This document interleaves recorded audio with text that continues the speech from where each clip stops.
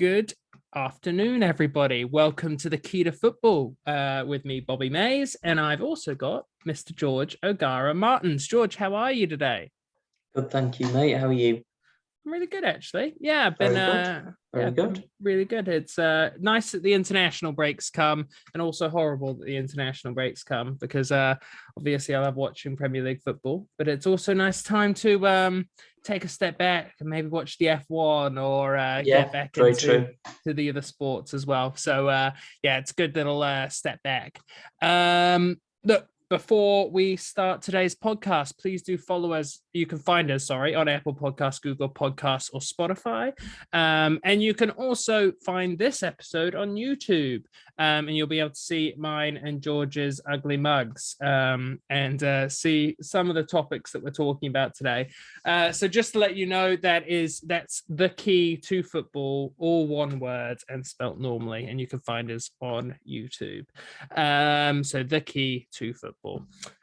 Let's get into it, George. So today we're just going to do a nice short and sharp podcast. We're not really going to go into the fixtures too much because there's been so much, talk going on around the title race, top four, relegation, that I think it's time that we break into it. We get some of your opinions and let's see where we get up to today. So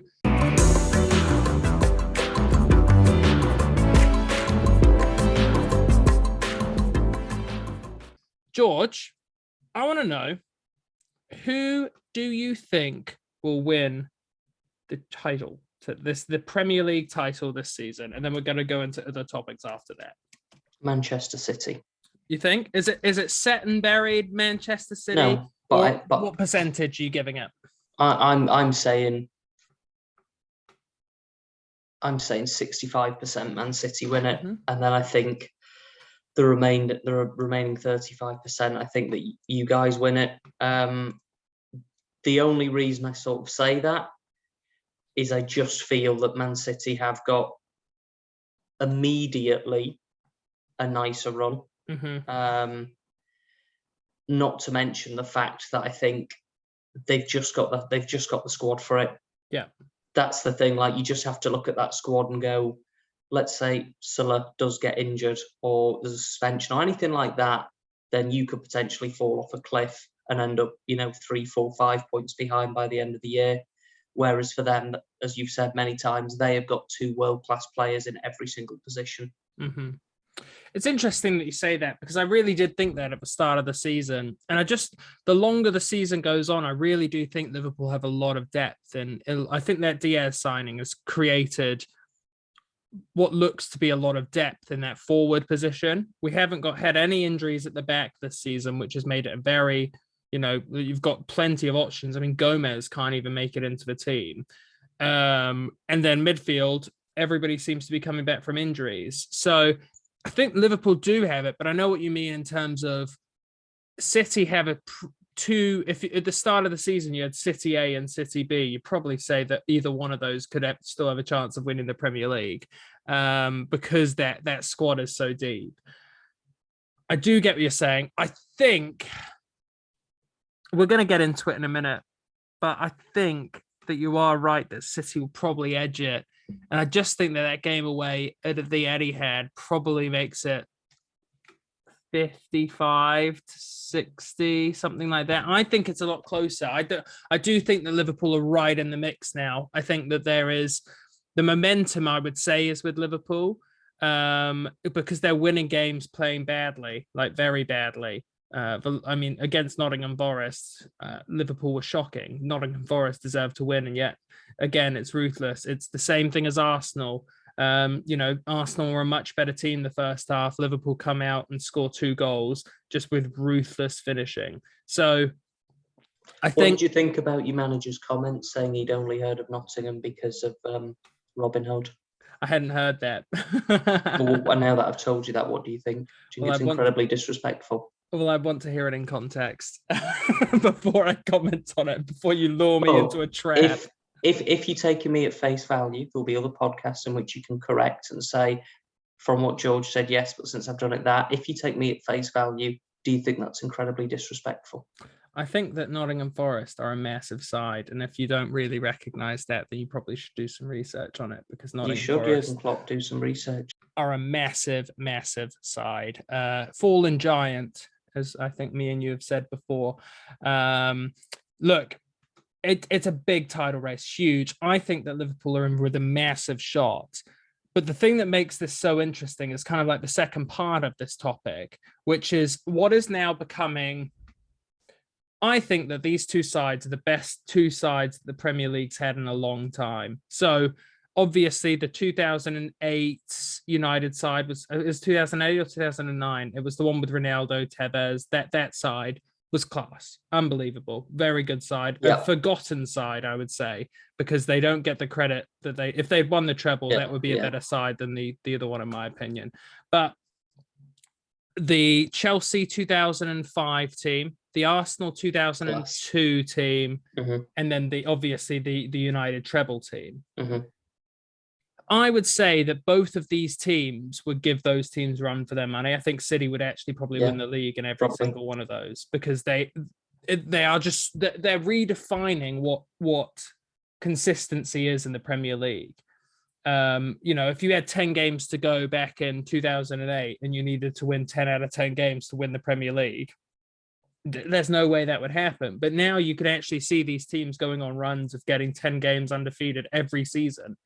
So this rivalry is becoming, because they're pushing each other to such limits, I think we're finally into maybe what I like to think of as this could be one of the final years that we get this sort of rivalry with these two sides. And it's coming to a head in three different fixtures. So you've got on the 10th of April, you've got the Premier League, which could decide the Premier League between Liverpool and City. Then you've got the semi-final in the FA Cup on the 16th of April against Liverpool City. And then potentially these two clubs are both in I'm confused. Is it the quarterfinals right now? It is the quarterfinals of the Champions League, but they could meet them, that they are designed to meet in the final of the Champions League. Massive. Imagine if they play on all three fronts of these. Like it is pretty great as a Liverpool fan to watch a side, but I even think as a neutral, they are two teams that you actually really do like to watch, because I like to watch City. What do you think, George? What do you think? Yeah, I agree. I think they give all those past teams a real run for their money. But what I would say is I don't think either of those teams does a clean sweep. I think, let's say they do meet in the Champions League final. Yeah. I think it's whoever wins the league will lose that final. So if City win the league, I think you'll win the Champions League. If you win the league, I think they'll win the Champions League. That's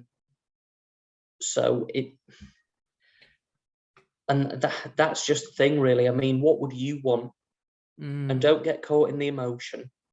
Just don't go, oh, well, I want the league because Gary Neville keeps telling me I need it. Would you rather have the Champions League and the FA Cup or the Premier League? Yeah. Say it.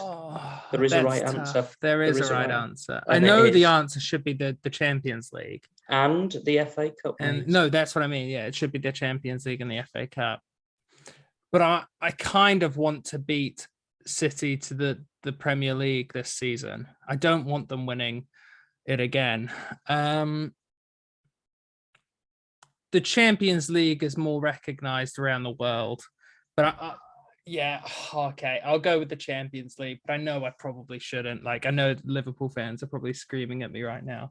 Just imagine how smoky you're going to be sending me a message going 7 times.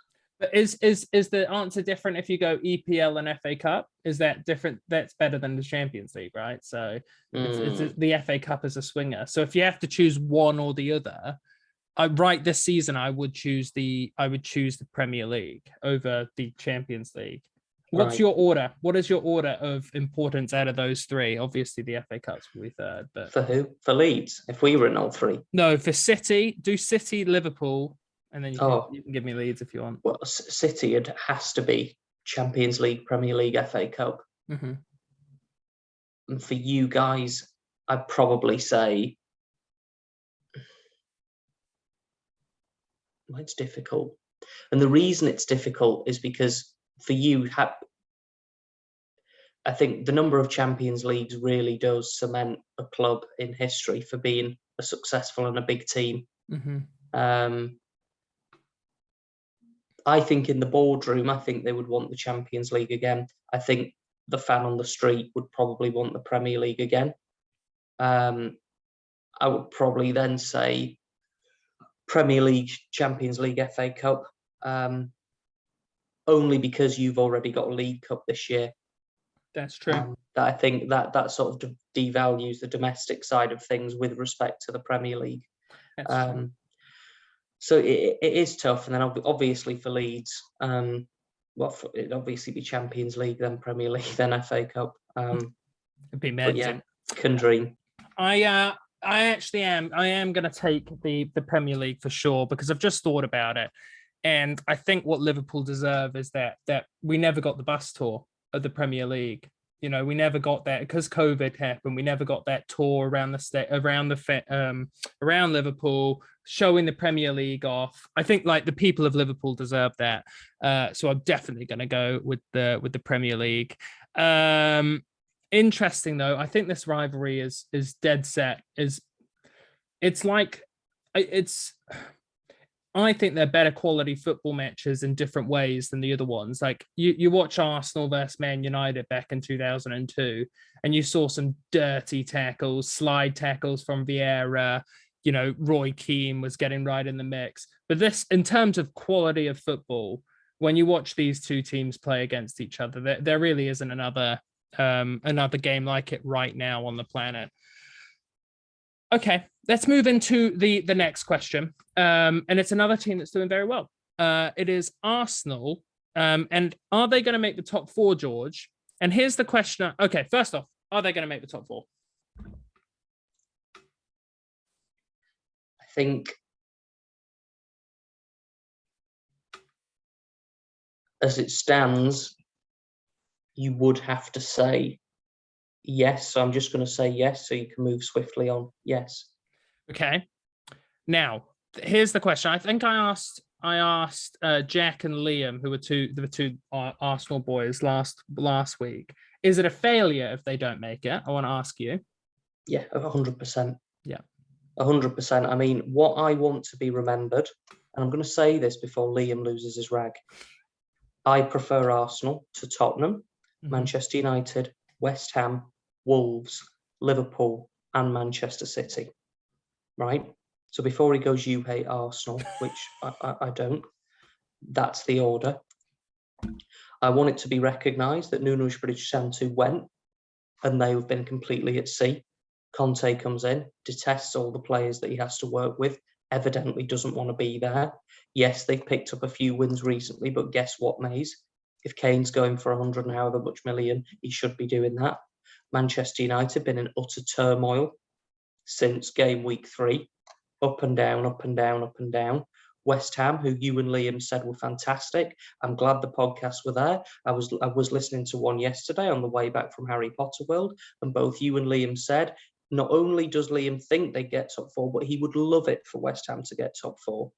And look where they are now. It was set up for them to do it, and they haven't done it. I'm expecting due criticism in future podcasts of West Ham and your best mate, David Moyes.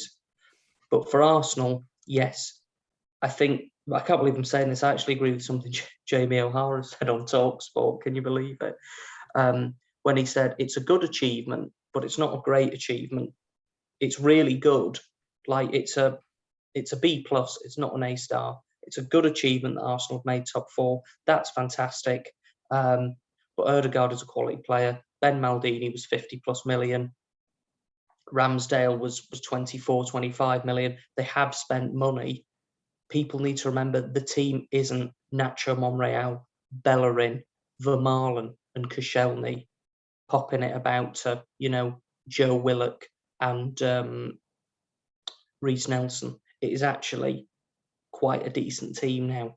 And I think 4th is a good position, but it's not as if they've come out of nowhere and won it. Very good. Okay, so here's the second part to that. Should they be aiming higher this season? Okay, and if not next season, what should they be aiming for? Could they catch Chelsea? No, and no. I think fourth is very good this year. I think next year, fourth again, and a respectable Champions League campaign, and potentially domestic cup is a good season. I'm going to say it, you don't like it, and I'm going to put the question back to you. What do Leeds need to win the Premier League, Maze? 100 and no, way more than that. 250 million in the next 2 years. I don't know. I reckon about $1 billion over 3 years. Yeah, Arsenal to get third next year need to spend 250 million for me. And then to get any higher than that, they need to spend more than that. That isn't their fault. It's just the predicament they're in. I think fourth is a good season, not amazing, not good.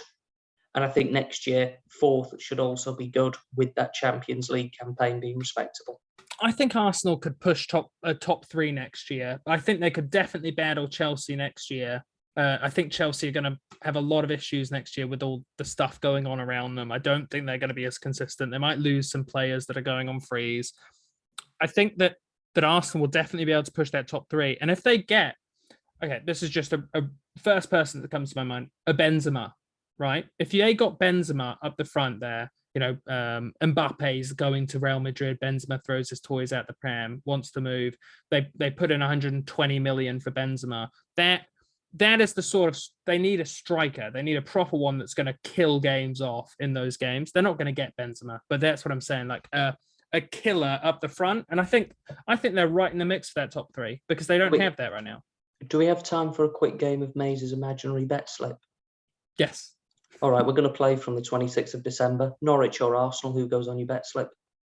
Wait, 26th of December, right? If I said to you it's Norwich playing Arsenal, who do you put on your bet slip? Arsenal. Arsenal Man City, who do you put on your bet slip? City.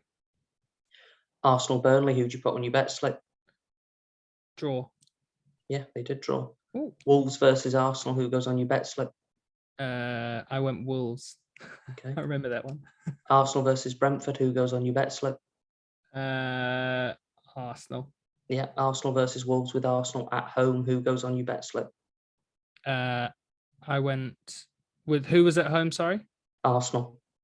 I think I went draw. Okay. Arsenal versus Watford, who goes on your bet slip? No, Arsenal. Arsenal versus Leicester at home, who goes on your bet slip? Arsenal. Okay, Arsenal versus Liverpool, who goes on your bet slip? Liverpool. Arsenal versus Villa, who goes on your bet slip? Arsenal. So apart from the Wolves games that were tricky to navigate, you've pretty much called all of them right. Arsenal should have beaten Burnley, they haven't done. And I always have to remind people, I have to remind you, and Liam will be getting cross now, but you need to understand, Arsenal are not Brighton, they are not Leeds United, they are not Aston Villa. Arsenal should be getting results, and I know that doesn't always mean that you will. But if we look at their following games now, Palace should win, Brighton should win, Southampton should win. But then this is where I think it gets tough for them. Chelsea, Man United, West Ham, potentially Leeds fighting for their lives, Newcastle, potentially Everton fighting for their lives. So I want to ask you today, from where they are, if Arsenal do not make top four, is it failure?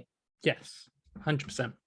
Right. At the start of the season, different. But I think that clubs change their mindset throughout the season. Like, it is. I think right now, every Arsenal fan would be absolutely livid if they didn't get top four. And I don't care if they pretend that they're not. Like, I'd be furious if I was an Arsenal fan and we didn't make top four. Especially if we lost it out to Spurs, who are so inconsistent. It's all in Arsenal's hand now. Okay, that was a great discussion, actually. Really interesting. It's nice to talk about Arsenal without a biased opinion on the podcast. All right, let's get on to biased opinions. So we're going to talk about Leeds. And how do you feel as a Leeds fan right now, George? Because, I mean, look, I'm gonna spoil the score for the people that didn't watch the score. You've had 4 days. Leeds won. It was Wolves 2, Leeds 3. And I've got to say, at halftime, I was speaking to my sister's partner, and I said, Leeds are done. Leeds are done. There was no effort. It was shocking football. Wolves were absolutely walking over you, and a red card that was very. I didn't think it deserved to be a red card, but you know what? It was the first one was a bit of a bad tackle, so I can kind of see like an accumulation of tackles probably got him there. Leeds come back and get 3 goals in about 20 minutes in the second half. Massive win. So happy for you as a football fan and as a friend, but that's not going to happen every week. How did you feel? And what are your feelings going forward? Is that safety? How did I feel? Lucky. Yeah. Very, very lucky. I think we were unlucky, and then the luck went back round. I think I just want to remind you and the viewers of the following: Cooper, Phillips, Rafinha don't feature. So that's the captain. Yeah. Best deep line midfielder, one of the best in the country, according to Southgate, who everyone worships. Best player in Rafinha out with the virus. I thought we started the game quite well, but then as soon as Bamford went off, we looked completely lost. Bamford had a chance early doors that he didn't take. Bamford then goes off. Okay. Diego Llorente then goes off. We then have to make a concussion substitution. So I think we had 3 players injured. We had to make a further 3 changes. Mm-hmm. We're 2-0 down at half time. I was thinking get in at 1-0 and regroup. But then that 5 minutes that turned into 8 minutes, or 8 minutes that turned into 11 minutes, whatever it was, they take a free kick, last play of the half. No one switched on. They then score. Irony is made it never should have been a free kick because Jimenez dived. But there you go. Sometimes it goes against you. We could have had no complaints. They were good value for their goals. But then I think second half, it was pretty cagey. I think they were comfortable. We weren't doing anything. And then, of course, there was the Jimenez challenge. Do I think it was a yellow card? Yes, I do. I think it was a yellow card. He'd already picked one up earlier, so that's his second yellow.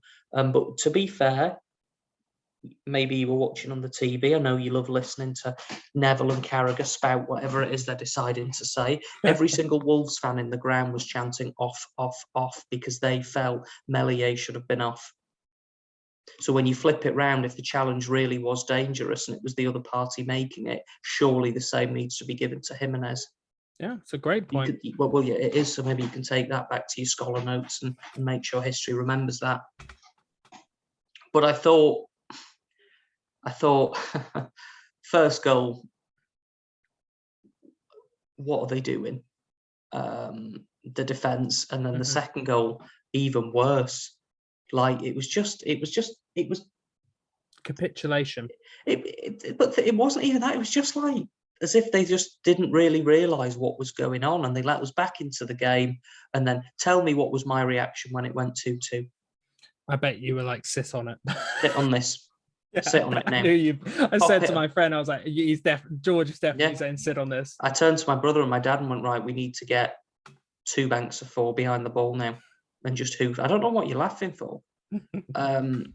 Because fair enough, which I'll come to in a minute, we come away getting the 3 points, but we could have very easily been complacent and lost.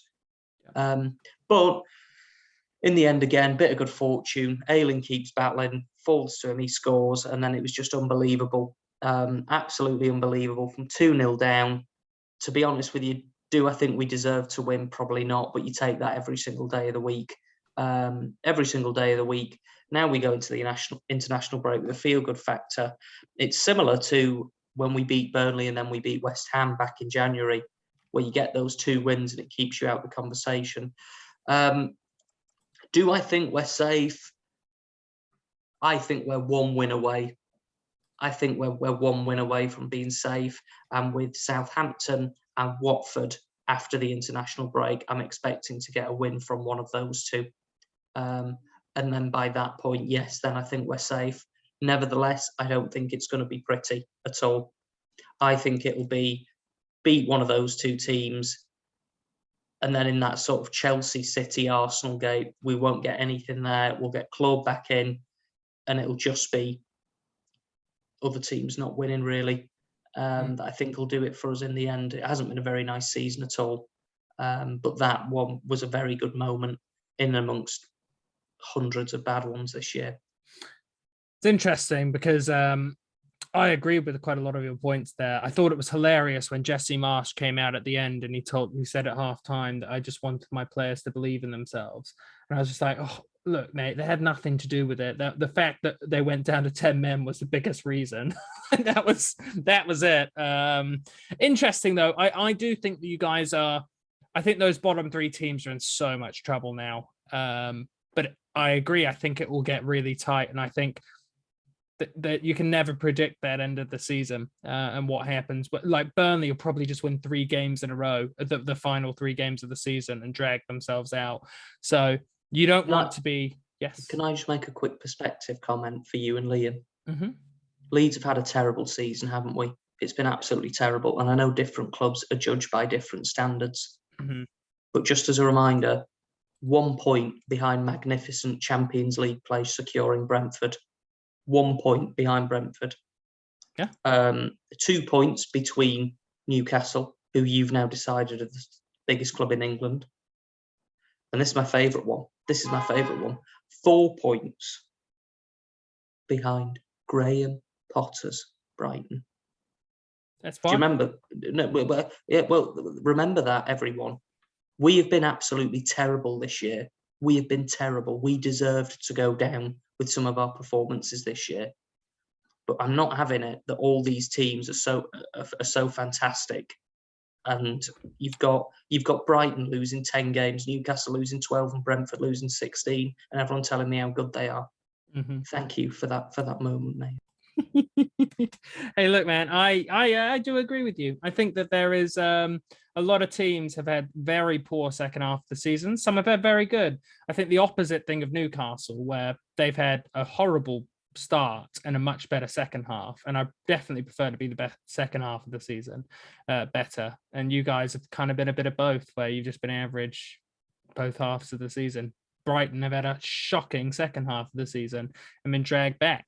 And Correct. That's why you need to, if you're Graham Potter and you get offered the Everton job, you probably need to take it when you're flying, because as a team like Brighton and as a team like West Ham, there are going to be dips in seasons where you're not as good and you're not thought of as highly as you were.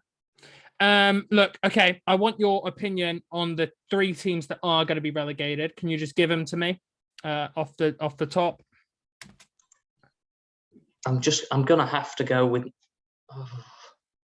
I'm gonna just have to go with Norwich, Burnley, and Watford as it stands. Unfortunately, I think so. I think but that's but the reason that is because it's Everton in 17th. I'm telling you now, if that was Leeds, Brentford, Newcastle, Brighton, Palace, Southampton, Leicester, Villa, Wolves, West Ham, I'd be saying, oh yeah, they're down. They are down because they've been playing so poorly, but there's just something in the back of my mind because Everton have never been relegated before. And you just think surely with Anthony Gordon or Richarlison or with Damari Gray, they've got one win in them. I think that I might, as my wild card, I'm going to say it's going to be Watford, Norwich, and Everton. I'll go with that. And the reason I'm saying that is because Burnley also are the same amount of games as Everton, but have a much better run in. Everton could not win a game now until the end of the season. Like, their running is so tough. So I'm just going to throw that out, but I probably agree with you. It probably will be the bottom 3 already there. Look, let's just run over the scores very quickly. We went into the Wolves and Leeds score. So that was Wolves 2, Leeds 3. And then it was Villa 0, Arsenal 1, a Saka 30-minute goal. Great performance from him again. Like, he just keeps popping in goals. Leicester 2, Brentford 1. And it was Madison and we said that was the goal scorers, and then Spurs 3 and West Ham 1. Zuma, own goal, 9th minute, Heung-min Son with the brace, and I actually didn't get who scored the West Ham goal, unfortunately. So look, pretty big results this weekend, but there wasn't many games. And then there was midweek games as well. But pretty interesting week. I think we'll be doing some more catch-ups on this sort of style of podcast where we just go through what the storylines are, because all three of us really enjoy that, and kind of breaking down fixtures in different parts. George, do you want to go over any of those games before we finish off today? Not particularly, no, not particularly. I think they were, other than the Spurs West Ham game, it was all what I'd expect. Obviously, Wolves Leeds, no, but we've been over that. Out of the other three, I think it was only Spurs West Ham that was sort of a big game. Yeah. And maybe it's time you and Liam see David Moyes for what he is, but I know there's no chance of that. No chance at all. All right, everybody, have a really. Oh, actually, before we leave, just to let you know, we might be taking the international break off. So if you don't hear from us, we will be back at the start of the start of April, essentially. Have a good week, everybody. Bye.